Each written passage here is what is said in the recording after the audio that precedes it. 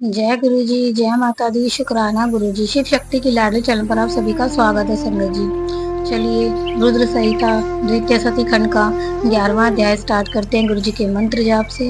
ओम नमः शिवाय, शिव जी सदा सहाय। ओम नमः शिवाय, गुरु जी सदा सहाय। ब्रह्मा जी से दक्ष की अनुमति पाकर देवताओं और मुनियों सहित भगवान शिव का दक्ष के घर जाना, दक्ष द्वारा सबका सत्कार तथा सती और शिव का विवाह। ब्रह्मा जी कहते हैं, नारद, तदंतर मैं हिमालय के कैलाश शिखर पर रहने वाले परमेश्वर महादेव शिव को लाने के लिए प्रसन्नता पूर्वक उनके पास गया।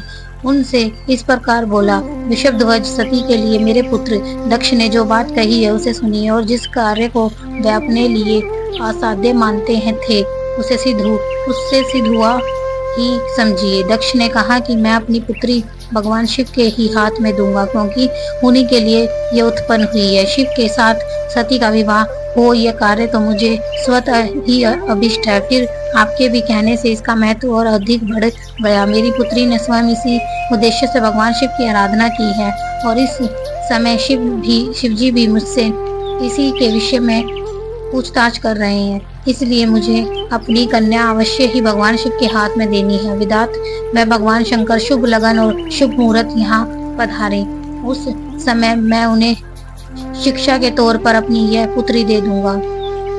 विषभध्वज मुझसे दक्ष ने ऐसी बात कही है, अतः आप शुभ मुहूर्त में उनके घर चलिए और सती को ले आइए। मुने मेरी यह बात सुनकर भक्तवत्स रुद्र लौकिक गति का आश्रय ले हंसते हुए मुझसे बोले, संसार की सृष्टि करने वाले ब्रह्मा जी, मैं तुम्हारे और नारद के साथ ही दक्ष के घर चलूंगा। अतः नारद का स्मरण करो, अपने मरीचि आदि मानस पुत्रों को भी बुला लो। विदे मैं उन सब के साथ दक्ष के निवास स्थान पर चलूंगा। मेरे पार्षद भी मेरे साथ चलेंगे। नारद लोकाचार के निर्वाह में लगे हुए भगवान शिव के इस प्रकार आज्ञा देने पर मैंने तुम्हारा और मरीचि आदि पुत्रों का भी स्मरण किया। मेरे याद करते ही तुम्हारे साथ मेरे सभी मानस पुत्र मन में आदर की भावना लिए शीघ्र ही वहां आ पहुंचे। उस समय तुम सब लोग हर्ष से उत्फुल्ल हो रहे थे। फिर रुद्र के स्मरण करने पर शिव भक्तों के सम्राट भगवान विष्णु भी अपने सैनिकों तथा कमला देवी के साथ गरुड़ पर आरूढ़ हो तुरंत वहां आ गए।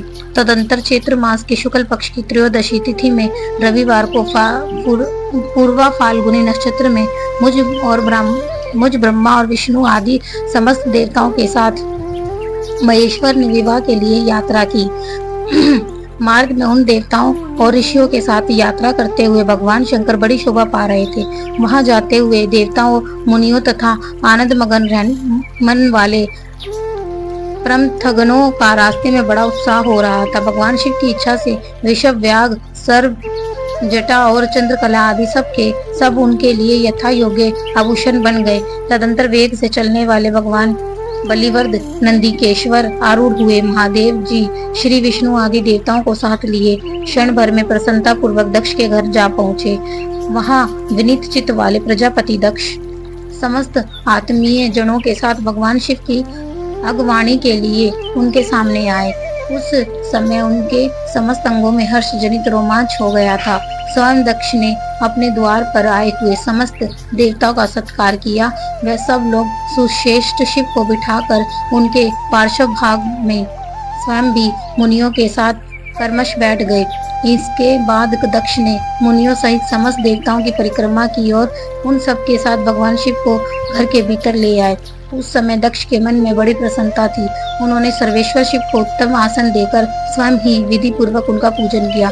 तत्पश्चात श्री विष्णु का, मेरा, ब्राह्मणों का, देवताओं का और समस्त शिवगणों का भी यथोचित विधि से उत्तम भक्ति भाव के साथ पूजन किया।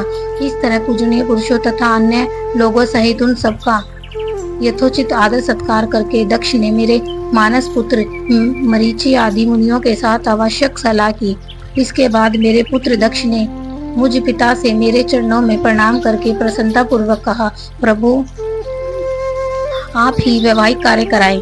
तब मैं भी हर्ष भरे हृदय से बहुत अच्छा कहकर उठा और वह सारा कार्य कराने लगा। तदंतर ग्रहों के बल से युक्त शुभ लगन और मुहूर्त में दक्ष ने हर्ष पूर्वक अपनी पुत्री सती का हाथ भगवान शंकर के हाथ में दे दिया। उस समय हर्ष से भरे हुए भगवान विषभध्वज ने वैवाहिक विधि से सुंदरी दक्ष कन्या का पानी ग्रहण किया। फिर मैंने श्री हरि ने तुम तथा अन्य मुनियों ने देवताओं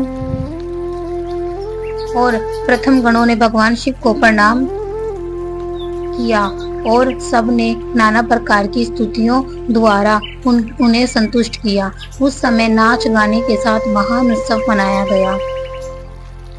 समस्त देवताओं और मुनियों को बड़ा आनंद प्राप्त हुआ।